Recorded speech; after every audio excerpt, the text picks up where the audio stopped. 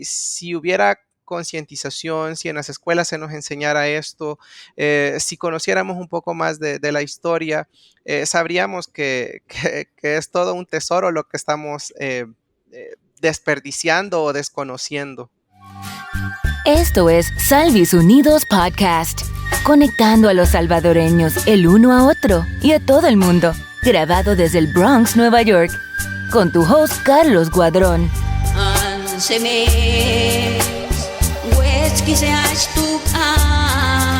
En este episodio exploramos la importancia del idioma náhuatl y el esfuerzo por revitalizarlo con Héctor Martínez, docente y activista salvadoreño.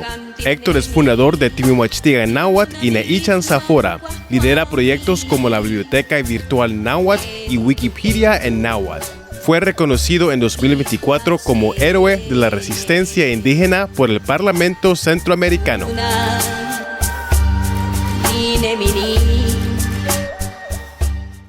Bienvenidos a Salvis Unidos Podcast. Yo soy Carlos, su anfitrión, y estamos súper emocionados de anunciar que ahora tenemos nuestro podcast en versión video. Lo pueden encontrar en nuestro canal de YouTube, así que búsquenlo y denle un vistazo.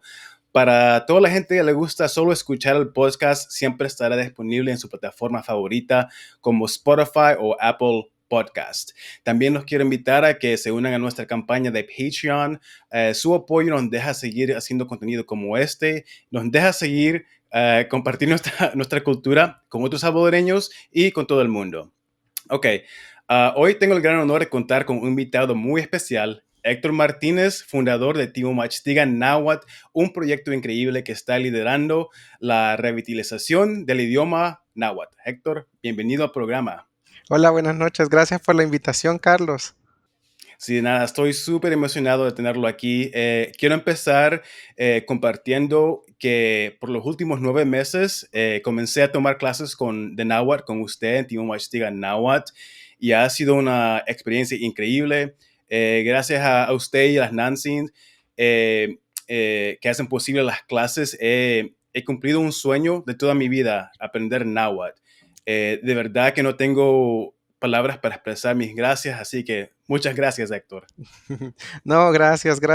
Definitivamente también yo siempre he dicho, ¿verdad? Nosotros somos el proyecto, somos la escuelita, pero si no hubieran más personas interesadas como en este caso Carlos, pues no estaríamos haciendo nada. Así que también gracias a ustedes. El proyecto va caminando poco a poco gracias a las personas interesadas en aprender sobre la cultura y la lengua náhuatl.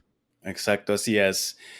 Bueno, quiero empezar hablando de náhuatl porque desafortunadamente creo que no todos los salvadoreños conocen lo que es el náhuatl. Sé que mucha gente en la diáspora no sabe que hay idiomas indígenas que todavía existen, que todavía están vivos. Así que para empezar, ¿puede explicarnos qué es el náhuatl y por qué es tan importante para nuestra historia y cultura? Bueno, el náhuatl, en palabras sencillas, nosotros lo definimos como que es la última lengua indígena viva de El Salvador. En El Salvador se hablaron varias lenguas indígenas y de hecho todavía hay hablantes de algunas otras lenguas, pero ya no son fluidas o fluidos. Entonces, prácticamente el único que tiene hablantes fluidos y comunidades grandes a nivel nacional, grandes entre comillas, porque rondan, por ejemplo, Santo Domingo de Guzmán, que es el municipio más grande de hablantes, el municipio que más hablantes tiene 49 hablantes. Entonces, prácticamente, por eso decimos que es la última lengua indígena viva del Salvador. Es una de nuestras principales lenguas, ya que se habló desde el río Lempa para el occidente del país. Entonces, prácticamente la mayor parte del Salvador fue territorio náhuatl y fue una de nuestras lenguas principales y porque ahí estuvo ubicado el señorío de Guzgátán. Entonces, prácticamente es, quiérase o no, parte de la identidad de todos como salvadoreños. Creo que mucha gente conoce la lengua y la gente como pipil. pero ¿puede explicarnos por qué no deberíamos usar esa palabra porque está incorrecta? Sí, de hecho, sí, lingüistas en libros, la historia nos ha hecho llamar así a tanto a la cultura como a la lengua. Pero la palabra pipil, de hecho, surge cuando es el periodo de la conquista o de la invasión, como se le quiera llamar. Y en ese entonces, recordemos que los tlaxcaltecas, que eran originarios de México, hacen una alianza con los españoles para ir conquistando otros territorios. Entonces, ¿qué es lo que ocurre? Los tlaxcaltecas hablaban náhuatl con TL, que es una lengua hermana a nuestro náhuatl. Entonces, cuando llegan a El Salvador, al territorio actualmente salvadoreño, escuchan que hablan el náhuatl un poco extraño para ellos. Entonces ellos dicen, están balbuceando, están hablando como niños porque hablan como nuestro idioma, hablan como el náhuatl con TL, pero pareciera que son pipiles, entonces pareciera que son pipil, que son niños. Entonces prácticamente es como una forma burlesca de llamar a nuestra gente, porque era como de que, no puedes hablar, estás hablando de una manera incorrecta.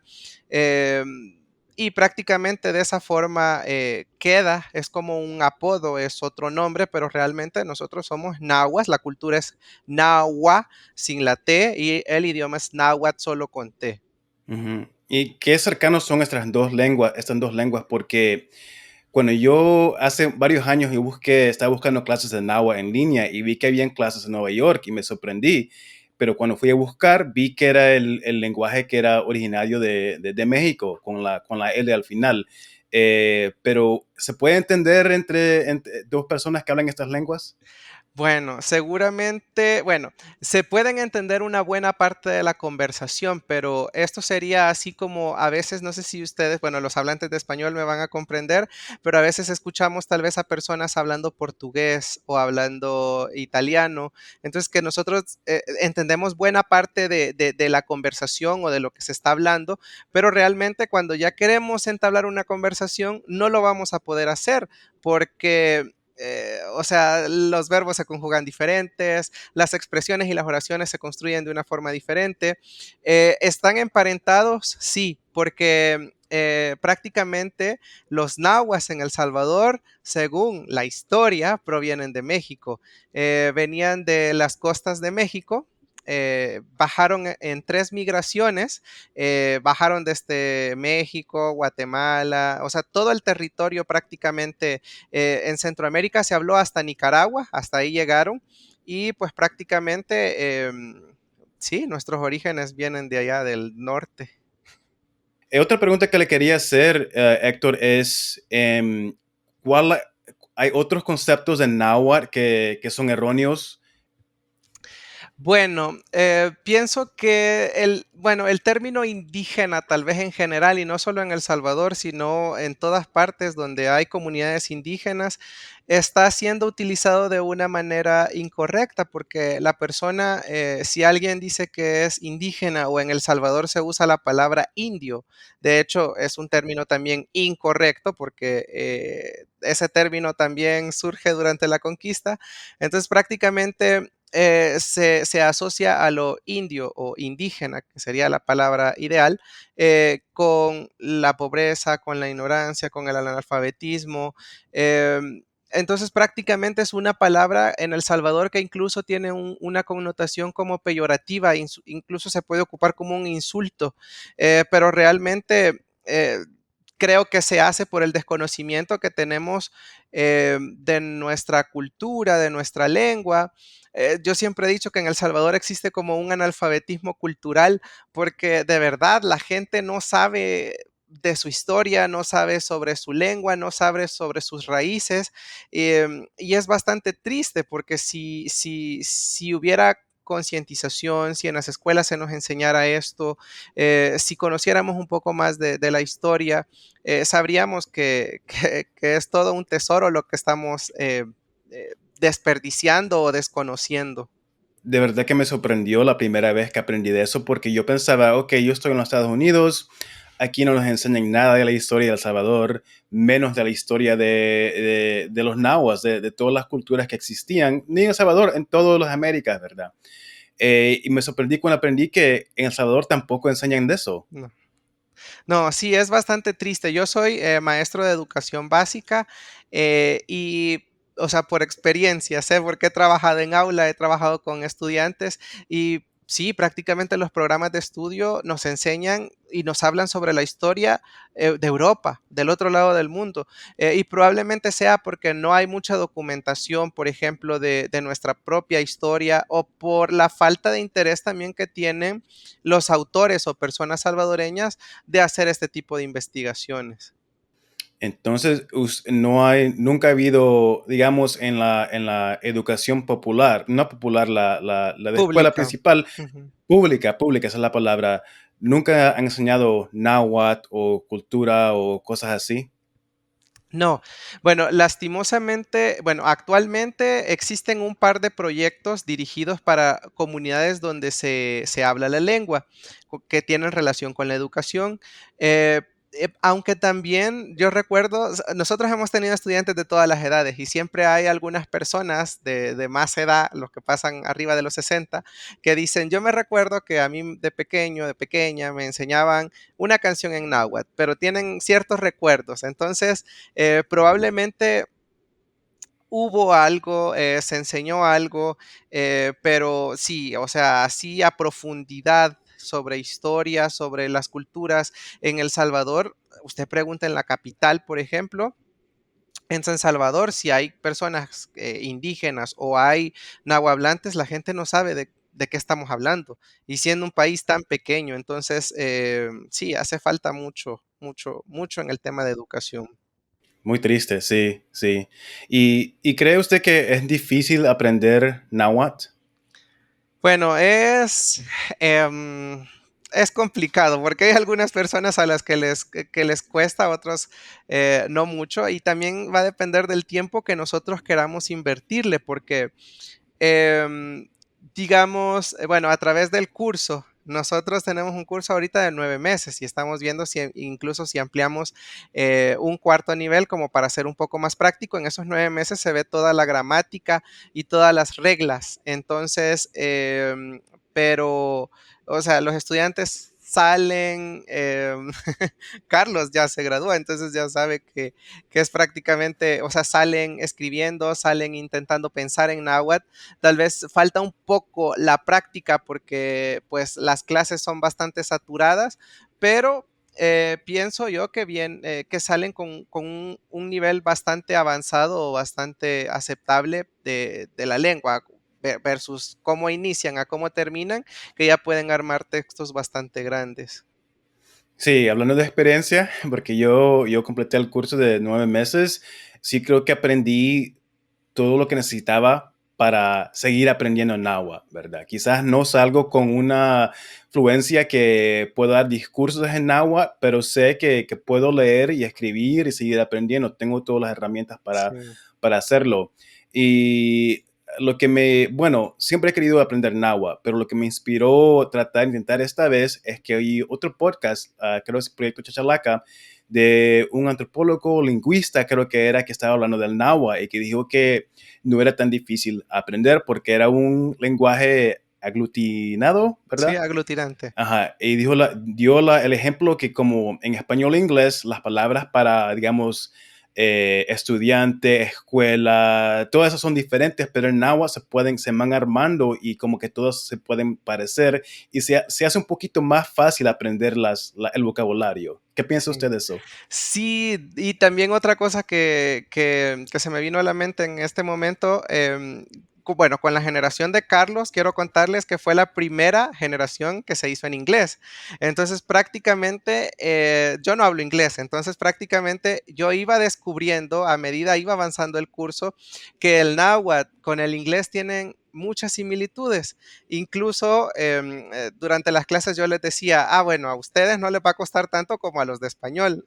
Yo soy el maestro de español, Valerie nos apoya con las clases de inglés y pues yo veía esa diferencia porque en español hablamos bastante, en castellano hablamos bastante diferente, entonces incluso puedo llegar a afirmar que las personas que hablan inglés van a aprender mucho más rápido porque se parece mucho más al inglés que al castellano, al español.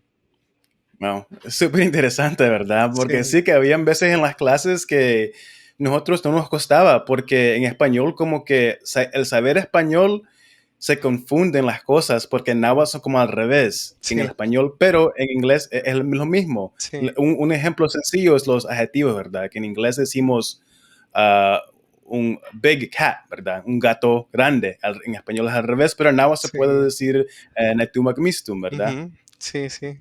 ¿Por qué decidieron empezar clases en inglés? Eso para mí también me inspiró porque para mí sentí como que esto es algo que va a cambiar el mundo, ¿verdad? Porque hasta entonces solo había encontrado documentos y clases en español, español náhuatl. Y aunque yo puedo español bastante bien, suficiente para aprender náhuatl en español, no sé, como que eso lo de inglés, como entendí que va a abrir el mundo de náhuatl a muchas más personas. Bueno, prácticamente siempre fue un deseo que se tuvo. Nosotros abrimos la escuelita desde el 2021 y era una idea que nosotros teníamos porque muchas personas de afuera nos seguían en las plataformas y nos preguntaban si teníamos clases en inglés, pero decíamos no, no, no, no, no. Y pasamos así varios años hasta este que es nuestro cuarto año de funcionamiento, que logramos conseguir patrocinio y se pudo ampliar, pero sí es algo que desde el inicio de la escuelita nosotros queríamos implementar, pero por falta de recursos en ese momento no lo podíamos hacer hasta este año. Mm. Entonces, ustedes vieron demanda desde el principio para clases en inglés náhuatl. Sí, sí. Sí, siempre. Había muchas personas que preguntaban y dan clases generalmente es diáspora, ¿verdad? Personas que nacieron allá, pero que son de origen salvadoreño, siempre nos preguntaban, ¿hay clases en inglés? Y pues les decíamos que no. Algunos se animaban a tomarlas, pero se retiraban porque, sí, el español pues es bastante diferente y, y sí, no podían terminar, pero luego ahora con las clases de inglés varios regresaron. Ujú, ujú. Sí, eso es algo que también lo que noté en las clases de náhuatl son que hay palabras para, digamos, fenómenos climáticos o animales que yo no los conozco porque no se viven en Estados Unidos, Sí. como el temporal, ¿verdad? No hay palabra en inglés para eso. Es una lluvia que dura varios días. En los Estados Unidos, Nueva York, casi nunca, nunca pasa eso. Y si pasa, es algo súper extraño. Sí, sí, sí. Sí, también con respecto me recuerdo a frutas sobre todo, porque hay muchas frutas que son originarias del Salvador y las personas se quedan diciendo cómo es eso. O sea, aunque veían la imagen no podían identificarla, entonces sí. eh, Creo que para los que hablan inglés, aprenden dos cosas, aprenden el náhuatl y aprenden más de su país, ¿verdad? Quiero hablar un poquito de los variantes o dialectos de náhuatl, porque estamos hablando de náhuatl, náhuatl, náhuatl, pero sí hay variantes que nosotros aprendimos en la clase, ¿verdad? Que el variante que estamos aprendiendo era de Santo Domingo de Guzmán y que no es igual a otras regiones. ¿Puede hablar un poco de los otros dialectos que existen? Sí, y bueno, esto no es único en el náhuatl, también quiero aclarar porque, por ejemplo, en México, no sé si son como 56 variantes también, porque allá como el territorio es más grande, hay más variantes. En Guatemala también, que son idiomas mayas, hay muchas variantes de las lenguas mayas. Entonces, en El Salvador, la gente también cuando decimos, es que el náhuatl tiene variantes dialectales, se asusta porque piensa, es muy diferente o probablemente dice debe ser lo mismo porque es una lengua indígena tratando de minorizarla. Entonces, bueno, todos los idiomas, incluso el castellano, el español, tienen variantes dialectales. ¿Qué es una variante dialectal? Es una variación de un territorio, o sea, es una variación en la manera de hablar de un territorio. Entonces, por ejemplo, en español, en castellano, los de Puerto Rico hablan diferente, República Dominicana habla diferente, una persona de Cuba, de Chile, de Argentina, de México, de El Salvador, de Guatemala, todos esos países tienen sus propias variantes dialectales. Hay palabras que solo se entienden en el territorio. Entonces lo mismo pasa con el náhuatl en El Salvador.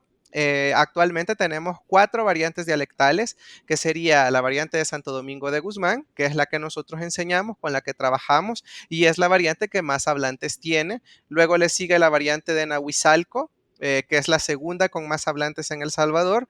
Luego le sigue Cuisnahuat, que la de Cuisnahuat es una de las más extrañas. He leído incluso un poco que dicen que probablemente ahí en Cuisnahuat se asentaron los nahuas que venían de México durante la conquista, porque es un náhuatl, es el náhuatl que más se parece al náhuatl mexicano. Allá tienen incluso hay algunos libros, como por ejemplo el libro Un Metaltic-Pac de Eugenio Valencia, que hay palabras que tienen hasta TL. Entonces es una variante bastante diferente y muy cercana al náhuatl mexicano, porque por ejemplo nosotros en Santo Domingo decimos Naja Nutugay y allá dicen Naja no Tokai. Entonces es como bastante diferente.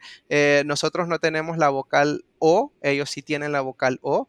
Y bueno, también tenemos la variante de Tacuba, que ahí son más poquitos hablantes. Entonces hay todas estas variantes dialectales en El Salvador, son 4. Súper interesante. Y ese libro que dijo Umetal Tikpak, Sí, dos mundos, dos mundos, ¿verdad? sí, sí. Sí, así es. Wow. Ese, A ese ver es, si puedo. sí, ese es un, sí, ese es un libro que sacaron hace un par de años. Se consideró como un códice moderno porque es un libro que un nahuablante de Cuisnahuat hizo durante su vida. Él muere y lo dejan. Entonces, el Infot, que es parte del Ministerio de Educación, viene y pues copia las imágenes que él hacía y los textos que él hacía, los transcriben para que pudiéramos comprender las personas que lo leemos.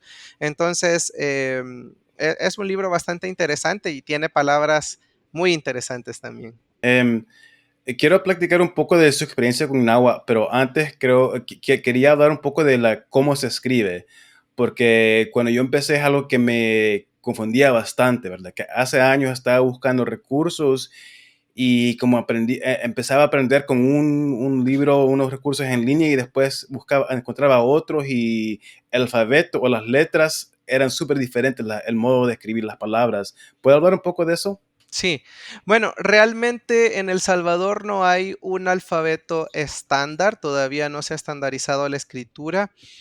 Por eso es que cada autor lo escribe de una manera diferente. Nosotros en los cursos, utilizamos un alfabeto que hizo el Ministerio de Educación entre el 2017 y 2018, donde se publicaron una serie de libros y creemos que si pues alguna vez se llega a estandarizar a nivel nacional, pues ocuparían ese alfabeto que se creó para esos libros.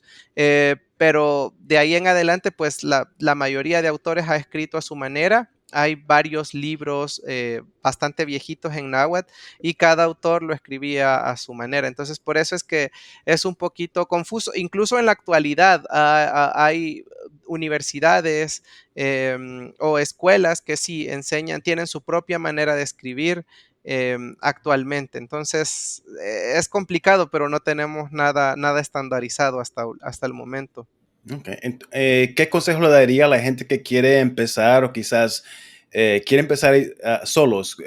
¿Qué alfabeto deberían adoptar? ¿Cuál les va a facilitar aprender náhuatl más rápido, más fácilmente? Bueno, este alfabeto que les menciono aparecen en unos libros del Ministerio de Educación, aparecen en nuestros videos en YouTube y aparece también en el diccionario que lanzamos este año. Entonces, prácticamente este alfabeto yo siento que es uno de los más sencillos porque prácticamente es como fonético, así como yo lo oigo casi, como yo lo escucho, así lo escribo. Porque hemos visto otros, por ejemplo, que ocupan como el alfabeto mexicano, que ocupan la X en lugar de la SH, pero son sonidos que son ajenos a nuestra o sea, a nuestra cotidianidad, a nuestro diario vivir. O sea, la X nosotros casi no lo ocupamos. También tienen, por ejemplo, la TX o la XT. Entonces, hay letras que pueden ser demasiado diferentes para las personas, pero con el alfabeto que se está utilizando ahorita, es como que, bueno, algunas letras también les cuestan mucho a los que hablan inglés, por ejemplo la H, ¿verdad? Todos los que hablaban inglés suelen pronunciarla como J, pero por ejemplo, para los que hablan castellano, que hablan español, pues saben que la H es muda, por ejemplo, y así. Entonces es como que siento yo que es un alfabeto bastante práctico porque está diseñado para niños, entonces uno de adulto lo aprende mucho más fácil. Quiero hablar un poco de cómo empezó usted con náhuatl. ¿Por qué decidió aprenderlo? ¿Por qué decidió entrar en este mundo de maestro de náhuatl?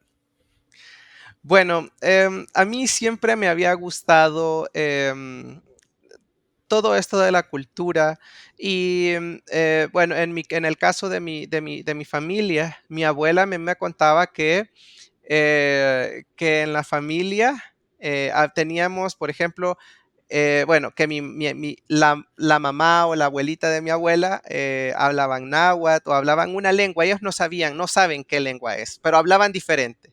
Y entonces también eran tejedores, estas cositas así como mi camisa o los refajos y esas cosas, ellos los hacían canastos también. Entonces venimos de una familia tejedora y prácticamente yo decía, o sea, qué triste, de cierta manera yo me sentía como esa espinita, yo decía, qué feo, porque yo estuviera hablando otro idioma, quisiera, o sea, me gustaría hablarlo. Siempre crecí con esa molestia, con esa espinita. Entonces, Ujú. cuando yo crecí, yo pues ya me había graduado de maestro de educación básica y ya ejerciendo la docencia en el 2017 me doy cuenta que el Ministerio de Educación, bueno, yo comienzo a estudiar por mi cuenta náhuatl desde el 2016, buscando información, buscando libros, que se me hizo muy difícil conseguir material para aprender. Y si encontraba prácticamente de náhuatl mexicano. Mm. Entonces, yo comienzo a visitar la comunidad de Santo Domingo de Guzmán, comienzo a inscribirme en cursos, comienzo a ver dónde lo aprendía. Y bueno, en ese año yo aprendí por mi cuenta lo que pude. En el 2017, el Ministerio de Educación lanza una convocatoria para hacer una especialización en náhuatl de identidad cultural. En ese entonces se iba a hacer solo en el occidente del país. Teníamos que viajar hasta Sonsonate y me quedaba muy lejos, pero yo dije, me voy a aventar la especialización y me voy a ir para allá, no hay problema, porque yo tenía ese interés de aprender. Entonces, pero en ese entonces resulta que hubo mucha demanda porque en aquel entonces lo que se creía era que el Ministerio de Educación iba a meter educación intercultural al currículum nacional, al programa de estudio. Esa era la idea, eso es lo que se prometió, pero realmente todos los que estudiamos hemos quedado así en el aire porque nunca se le dio continuidad. Entonces estudiamos la especialización entre el 2017 y 2018 para tener algo que nos certificara como docentes especialistas en náhuatl de identidad cultural y bueno, digamos que ahí me certifico en el 2018, por lo mismo de que yo estaba estudiando, resulta que comienzo a trabajar para el Ministerio de Educación y me mandan para la Cuna Náhuatl en Santo Domingo de Guzmán. Prácticamente en ese año es donde yo más aprendí, porque prácticamente lo vivimos en Santo Domingo de Guzmán. Ahí conocí a las abuelas, ahí conocí a Nancy Sixta, que ahora está con nosotros, a todas las abuelas prácticamente, porque pasamos trabajando ese año ahí. Y pues prácticamente ahí, como la Cuna Náhuatl es como un proyecto donde es como una parvularia, donde todo se desarrolla en náhuatl, o sea, se estudian los colores, se estudian todo en náhuatl, como una parvularia, como un kinder. Entonces, yo era otro niño más. Yo iba para enseñarle a las abuelas, porque la mayoría de abuelas no saben leer ni escribir o no sabían en aquel entonces porque se les comenzó a capacitar. Entonces, prácticamente yo aprendía, o sea, yo supuestamente les iba a enseñar a ellas lo de la didáctica, cómo enseñar, cómo tratar a los niños, eh, algo de pedagogía, pero realmente yo era el que más estaba aprendiendo, escuchando, cantando, como otro niño más. Entonces, prácticamente ahí fue donde comencé a aprender y ya al siguiente año comienzo yo con mi proyecto. Ok, excelente. Y en ese camino, porque hizo un cambio de carrera, ¿verdad? Porque eso le iba, no estaba trabajando como maestro, ¿verdad? Entonces, ¿lo criticaron o le dijeron algo a su familia o amigo, gente, porque estaba aprendiendo náhuatl? Bueno, en ese año no. Lo que pasa es que, bueno, aquí viene algo curioso y las cosas pasan por algo, porque en el 2019 resulta que al proyecto en el que estábamos de náhuatl, 2017 y 2018 fue la promoción de náhuatl, de maestros, donde se graduaron 70 maestros a nivel nacional. Y pues a partir del siguiente año el proyecto queda en el aire, ya no se le da seguimiento. Yo me quedo sin trabajo porque estaba trabajando para el Ministerio de Educación y ya no nos llaman.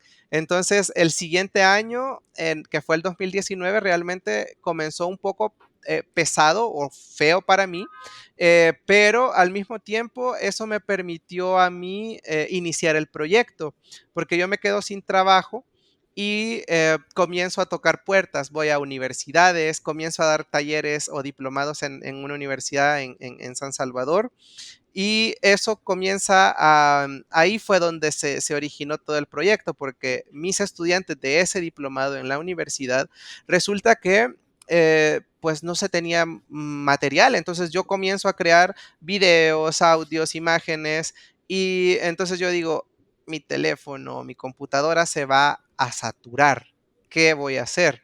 Entonces yo comienzo a subir videos en un canal de YouTube y práctica para mis estudiantes, no era para la gente o para público en general, pero no sé cómo, sin querer, llega a oídos de personas y el canal comienza a crecer, llegan algunos medios de comunicación también, hacen reportajes y eso hace que se vaya todo el proyecto para arriba. Entonces, prácticamente, Timumachistigan Náhuatl como tal fue un accidente porque no se buscaba hacer todo esto, sino que yo estaba creando material para mis estudiantes. Entonces, todo fue así sí, o sea, una causalidad, no fue casualidad, sino que todo se fue dando, me quedo sin trabajo, comienzo a dar diplomados, creo contenido y pues el contenido le comienza a gustar mucho a la gente y prácticamente así fuimos escalando el proyecto poco a poco. ¿En qué punto usted decidió o pensó que ahora esto es algo, no solo son mis notas en línea, ahora es sí un proyecto grande? Quizás el momento tal vez más bonito para mí, y creo que yo para Nancy Sixta también, fue este año para las presentaciones del diccionario. Realmente nadie, Aquí lo Nancy tengo, aquí Sixta, atrás. sí, nadie nos imaginábamos, Carlos, eh, la cantidad de personas que llegó. Los patrocinadores llegaron y recuerdo unas palabras de Jonathan, que es uno de los patrocinadores que siempre hemos tenido y me dice, Héctor, esto parece un concierto de rock. Entonces, sí, hasta chinito me pongo de nuevo de recordarme, porque, por ejemplo, en Santo Domingo de Guzmán yo dije, vamos a encargar como unos 150 refrigerios. A la hora de las horas dije, no, que sean 200 espacios como para 200 personas y que no va a llegar. Era, o sea, una barbaridad, la gente no cabía. Y en la UCA que dijimos, bueno, vamos a llevar más, vamos a llevar 500 libros para distribuirlos, los 500 libros no alcanzaron. Desde la actividad empezaba creo yo que como a las 9 y había gente haciendo cola desde como a las 8 7, 8 de la mañana. Ni habíamos llegado nosotros cuando ya había cola para ingresar y de verdad que cuando vimos eso, yo me acuerdo que nadie lo podía creer. Ese fue el momento, creo yo, más bonito y dijimos, ¿hasta dónde hemos llegado? Sí, wow. Sí. En ese punto, antes que pasaran que fueran a entregar los diccionarios, ¿había señales que había tanto interés o se enteraron en el evento? Bueno, nosotros comenzamos a ver, tal vez sí un poco de interés porque, y de incluso la universidad salió. Nosotros habíamos pedido un local como para unas 150, 200 personas, pero se comienza a compartir la información, se comienza a hacer publicaciones en redes sociales y tuvo mucho alcance la publicación y todo. Entonces comenzamos a decir, ¿y si no cabemos? ¿Y si no? Bueno, se comenzó a hablar, se les comenzó a decir a las personas y nos dieron el anfiteatro más grande que tiene la universidad, que tiene espacio para 500 personas.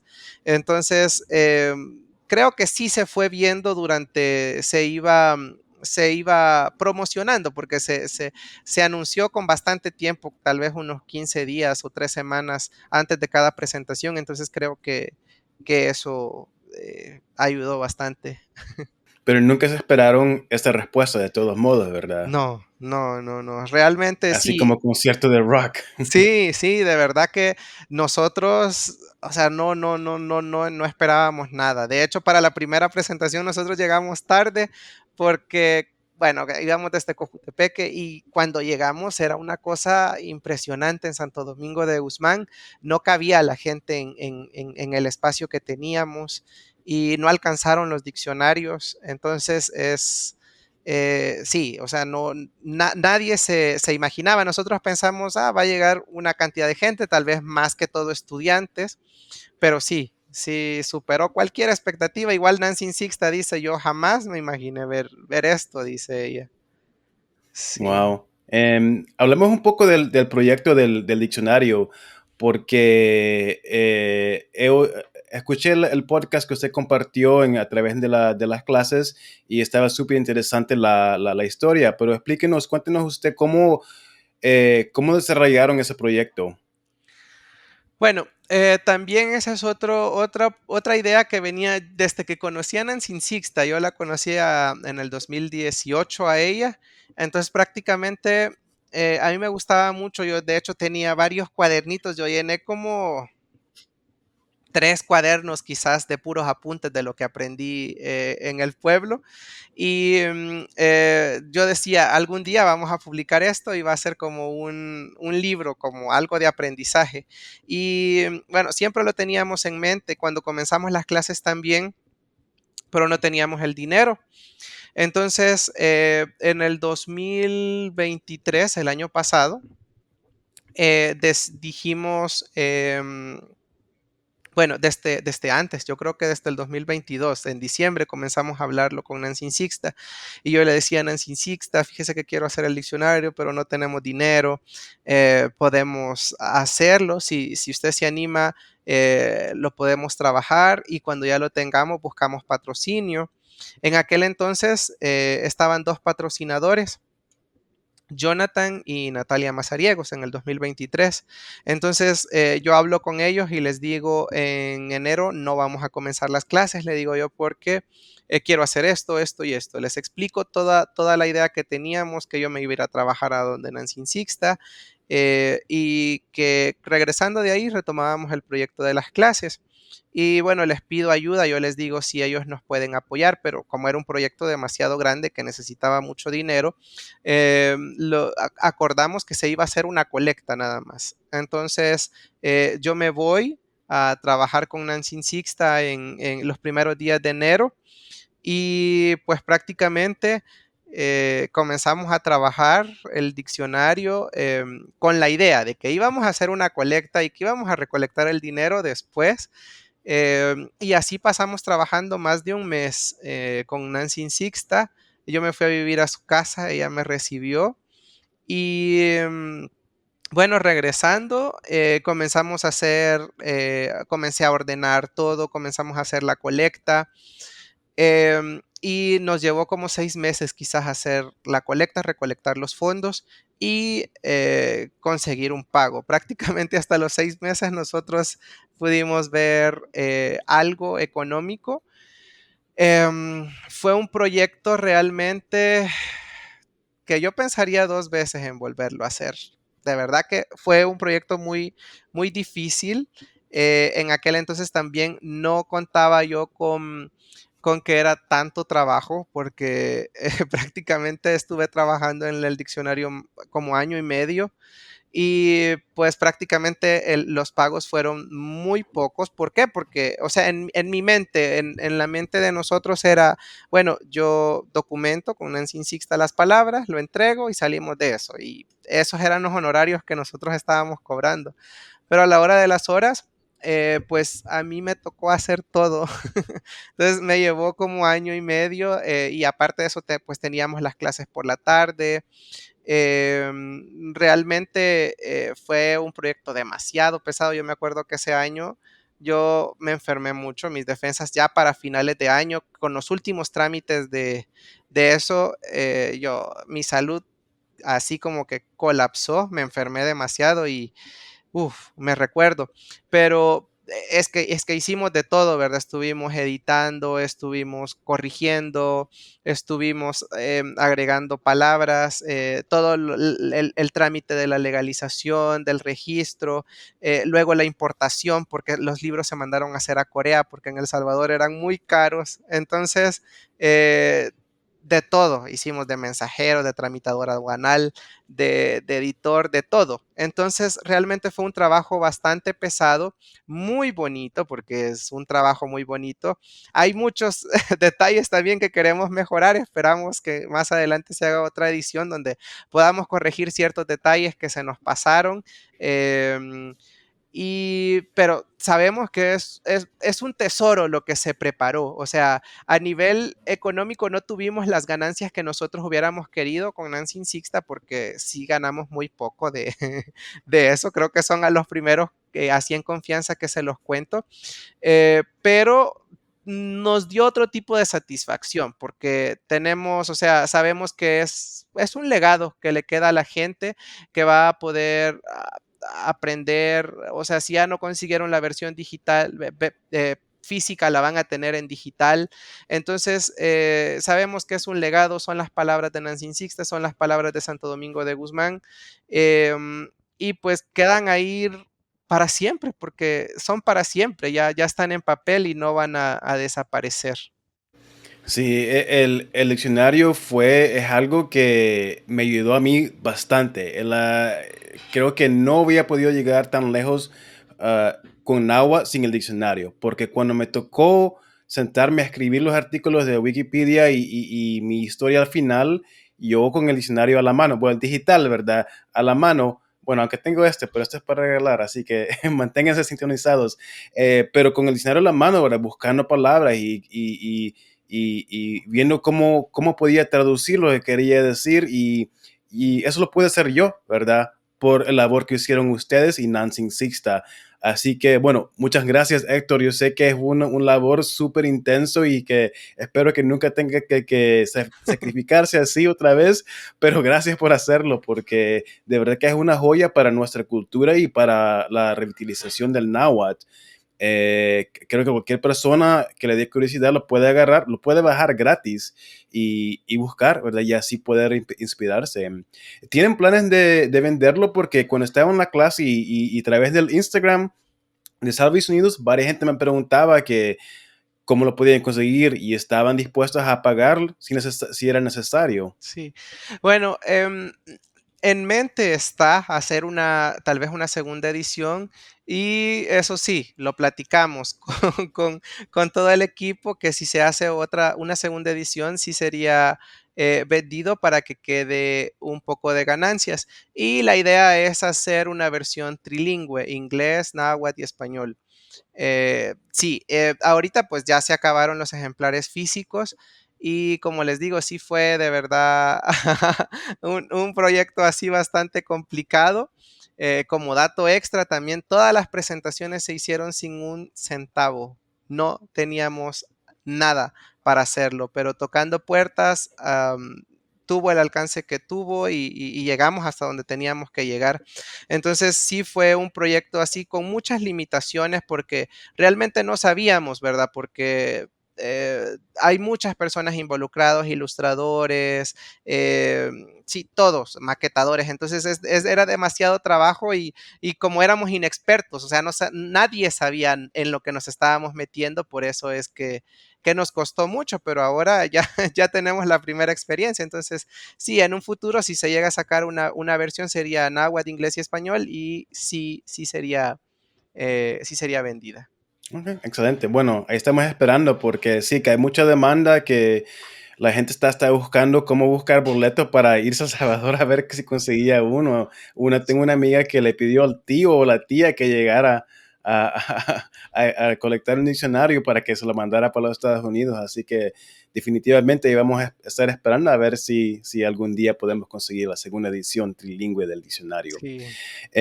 Quiero hablar un poco más de Timomachtigan Náhuatl. ¿Quién es Timomachtigan Náhuatl? Sabemos que usted es el fundador, pero ¿quién más? Y hemos mencionado a Nancy Sixta, pero ¿quiénes más trabajan en este proyecto?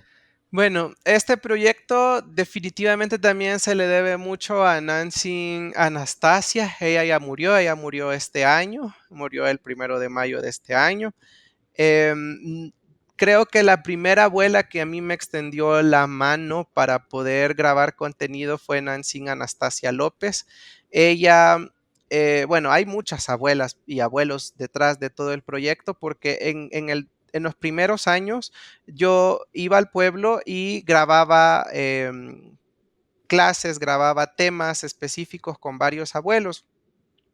Pero Nancy Anastasia fue, digamos, fue la primera nahuablante que nos ayudó. Ella cantaba, con ella hacíamos conversaciones, hacíamos videos de todo tipo. Entonces ella era muy espontánea, muy extrovertida, entonces no le costaba mucho. Pero también han participado otras abuelas como Nancy Guillerma López, que también es hermana de Nancy Anastasia, Nancy Andrea López. Las tres hermanas López nos apoyaron mucho, las otras dos están vivas. Vamos a ver, Nancy Fidelina Cortés también nos ha ayudado muchísimo. Taxi Nicolás también es parte de más reciente, no estuvo tanto al principio, pero sí nos ha apoyado de estos años para acá. Y vamos a ver, Nancy Gregoria Álvarez también, y otras que ya murieron también, como por ejemplo Nancy Victoria, Nancy María. Entonces, de verdad, hubieron muchísimas abuelas y abuelos que nos han apoyado de alguna u otra manera. Y pues gracias a ellas también se llegó bastante lejos, porque creo que eso era lo innovador en aquel entonces. Estos videos los comenzamos a hacer en el 2018, entonces la gente al ver a los nahuablantes, al escucharlos, era como, no sé, como algo innovador de algo antiguo, entonces era como una mezcla muy extraña y, y bueno, eso también nos ayudó mucho a crecer. La verdad es que hay muchas personas involucradas, ¿verdad? En este proyecto. Para los que no pueden náhuatl, ¿nos puede explicar qué quiere decir esas dos palabras, Nancy y Taxi? Porque creo que eso la gente no lo conoce.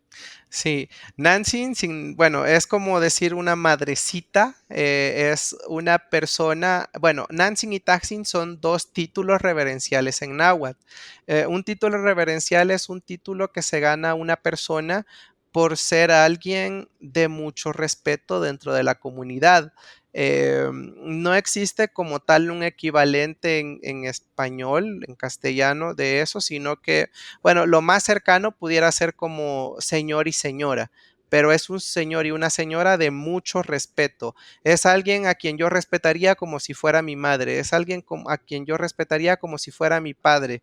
Entonces, no hay una traducción literal, pero sí, señor y señora es como lo más cercano.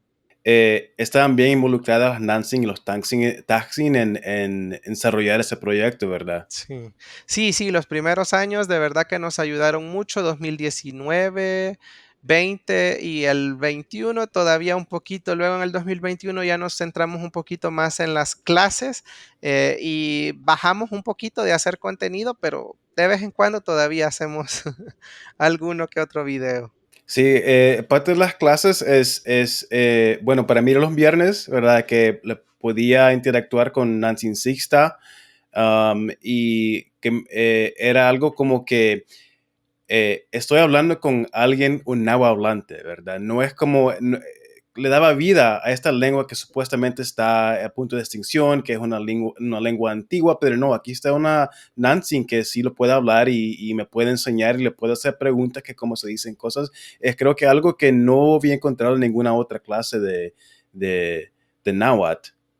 Sí, esa es una de las cosas como innovadoras, podemos decir, que queríamos ofrecer desde el principio, porque eh, hay muchos cursos, ¿verdad? Y hay muchos muy buenos, pero queríamos como tener ese espacio en donde el estudiante pudiera practicar un poquito de lo que se ha aprendido, porque tenemos clases teóricas y la asesoría o clase práctica con Nancy Sixta. Entonces, ese espacio para verificar, para validar que lo que se enseñó es correcto y para solventar las dudas definitivamente hacía falta y Nancy Sixta y el Taxi Renato ahí son el apoyo para ustedes. Y vamos casi terminando, pero antes de terminar le quería hacer una pregunta porque empezamos hablando de cómo casi nos enseña de nuestra cultura, definitivamente no en Estados Unidos y sorprendentemente tampoco en El Salvador. Y le quería preguntar desde su perspectiva, ¿ha cambiado la actitud de los salvadoreños hacia la cultura náhuatl y las otras culturas, viendo cómo llegaron tanta gente al diccionario? Pero ¿cree que que va cambiando la cosa un poco? Bueno, un cambio he visto bastante significativo y es, por ejemplo, el desuso del término pipil. Algo estamos haciendo porque estamos mucho promoviendo eso entre los estudiantes, entre la página. Hemos hecho incluso videos donde abuelos cuentan y dicen, no, no somos pipiles, somos nahues. Entonces, con respecto a ese término, he visto bastante cambio. Eh, hay muchas personas que sin saber probablemente que nosotros lo enseñamos, ya dicen, ah, no, pero es que esto, que no dicen que la palabra pipila está mal. ¿Ve? Entonces yo ya he escuchado ciertas correcciones así. Entonces creo que de alguna u otra manera estamos teniendo un impacto en las personas. Incluso también probablemente ya hayan más personas que sepan que en El Salvador se habla náhuatl, que hay comunidades indígenas, porque eso es lo que el proyecto somos como un puente que busca unir o romper esos paradigmas que dicen, ah, los pueblos indígenas y el Internet no están juntos. Pero nosotros estamos demostrando que sí se puede, que sí se puede hacer y creo que un impacto pequeño porque no es así tan grande como desearíamos, pero sí se está logrando. ¿Y cree que hay más personas en El Salvador que no les dé pena o que se identifiquen como gente náhuatl o indígena? Bueno, yo pienso que probablemente sí, porque por ejemplo, en este último censo, el censo que acaba de pasar este año, ya más personas se autoidentificaron como nahuas y más personas se afirmaron también en hablar la lengua, porque por ejemplo, en el último censo de El Salvador, que fue en el 2007, eran 197 personas las que afirmaban ser indígenas y hablar náhuatl. Pero ahora el número supera los 1,200, si no estoy mal, 1,250. Entonces, ha habido un gran cambio. Entonces, creo que se ha comenzado a concientizar, se ha comenzado a generar un pequeño cambio en la mentalidad de las personas y en el país. Y para la gente en los Estados Unidos la identidad indígena es complicada porque está ligada a ciertos criterios culturales, legales más de que todo, y que la gente aquí protege bastante que la gente diga que se identifique yo soy indígena, ¿verdad? Eh, ¿Es posible que los salvadoreños americanos puedan decir que somos indígenas o que somos nahuas o que somos parte de esa cultura? Bueno, yo considero que sí, esa es una pregunta bastante complicada, pero en resumen, yo pienso que sí. Explico por qué. Porque creo que en El Salvador prácticamente nuestra sangre es mayormente indígena. Nosotros probablemente hemos crecido con esa idea de que lo indígena es ajeno a nosotros y probablemente sea por lo que ocurrió en 1932. Hay personas que pueden decir, pero yo no tengo apellido indígena. em, pero probablemente en 1932 su familia se vio obligado a cambiarlo, porque en esa fecha se dejan de usar nombres y apellidos indígenas, se sustituyen por Hernández, por Martínez, entonces por eso hay muchos Hernández, muchos Martínez y otros apellidos de los presidentes de aquella época. Entonces, definitivamente, si la persona comienza a investigar un poquito atrás en su familia, se va a dar cuenta que su abuela, su bisabuela, su bisabuelo, eran hablantes de náhuatl, o probablemente portaban su apellido, su vestimenta, o tenían o seguían ciertas tradiciones. Entonces, prácticamente ahí fue en 1932 donde comienza esta parte de negación indígena. Entonces, en aquel entonces se niega para poder sobrevivir que las personas pertenecen a las comunidades indígenas y eso como que se queda en la mente de las personas y ahora la mayoría de gente dice, no, yo no soy indígena, pero hay que investigar un poquito, un par de generaciones atrás y ahí lo vamos a encontrar. Y si la gente quiere investigar más acerca de Tiochtitlan Náhuatl, ¿a dónde los pueden encontrar? ¿Dónde pueden aprender más? Bueno, tenemos un sitio web que es www.allnahuatl.com y ahí pues tenemos todos los recursos, los hemos aglutinado, los hemos reunido. Ahí encuentran ustedes publicaciones, libros, los cursos completos en video también y un poquito más de nuestra historia y un poquito más sobre nosotros. Y para la gente que quiere integrarse a las clases de náhuatl, sea en inglés o en español, ¿cuál es la mejor manera de hacerlo? Bueno, sinceramente ahí sí tendríamos que estar más pendientes, bueno, tanto de la página, porque también se anuncian por ahí, pero de las redes sociales, que hay mucha más movimiento en las redes sociales y sí deben estar muy pendientes. En enero se lanza la siguiente convocatoria, los primeros días de enero. Entonces, sí hay que estar muy pendientes prácticamente para las personas que nos siguen, los seguidores, porque a veces se lanza un día y al día siguiente se cierran, porque se llenan demasiado rápido.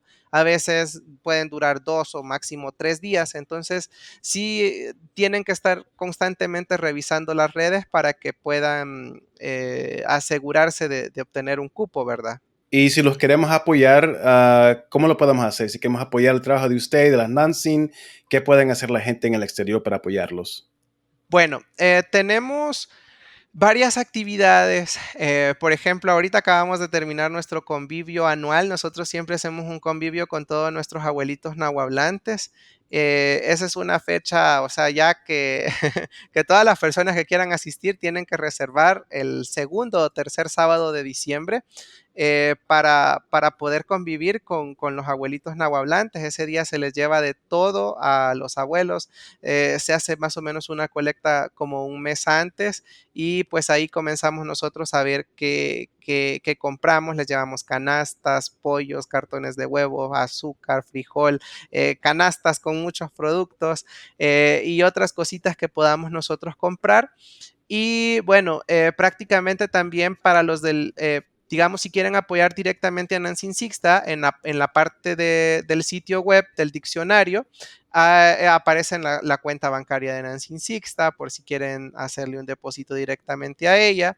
Y también tenemos una cuenta de PayPal por si quieren apoyar directamente al proyecto.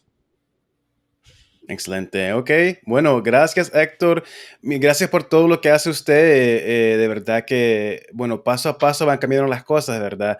Así que gracias a todo el trabajo que hace usted con Timo Machtigan Náhuatl y para las Nansin también. No, gracias a ustedes también y motivarle a las personas a que sigan aprendiendo, los que ya están con nosotros y los que no, que se acerquen a nosotros, porque definitivamente es un viaje de autodescubrimiento, me gusta decir, porque descubrimos muchas cosas y descubrimos mucho de la esencia de ser salvadoreños. Entendemos muchas cosas durante el curso, entendemos por qué hablamos así, entendemos por qué ocupamos palabras de esa manera, entendemos muchas cosas. Entonces, prácticamente es un viaje de autodescubrimiento. Aprendemos a descubrir por qué somos salvadoreños. Excelente. Buena manera de terminar el podcast. Gracias, Héctor. Gracias por la invitación. Música para este episodio, cortesía de Nancy Paola López y su familia. Nancy López fue una cantante y poeta nahuablante de Santo Domingo de Guzmán. Gracias por escuchar el show. Salvis Unidos es producido y editado por Carlos Guadrón. Visiten salvisunidos.com para ver las notas del show. ¿Te gustó el podcast? Unite a nuestro Patreon y ayúdanos a seguir creando contenido para salvadoreños como vos.